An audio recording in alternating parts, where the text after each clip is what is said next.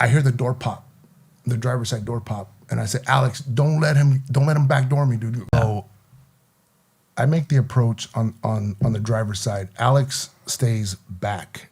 He stays back a couple feet behind the right rear, and the passenger sticks his head out and looks and notices it's an Explorer, and he starts doing the old hippity hop, just talking, just random, something's up when they're trying to distract you, and so I contacted the driver, and he gives me a name, doesn't run it, doesn't come back. Yeah. Well, the passenger, as he's talking to Alex, he's wearing a flannel. He's wearing I remember he's wearing a flannel, and he's tugging on his waistband like this.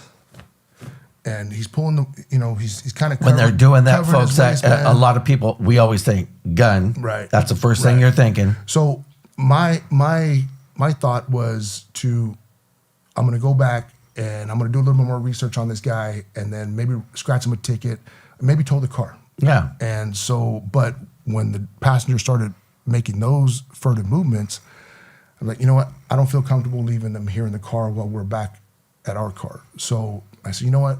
I said, tell the driver, stand by it. So I walk around to the passenger side, and I pull the passenger out.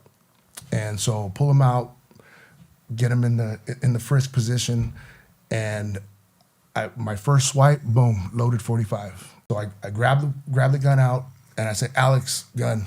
And so he comes walking around. He's my only backup. But he was there. I trusted him, like an officer, probably more than some officers. Yeah. And so I hand him the firearm, and he walks over to the other side.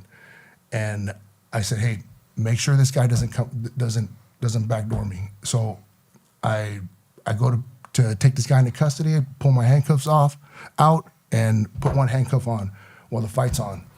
And so the fight's on, and this guy's on the ground, and I'm just laying some hammers on this dude, man. Bah!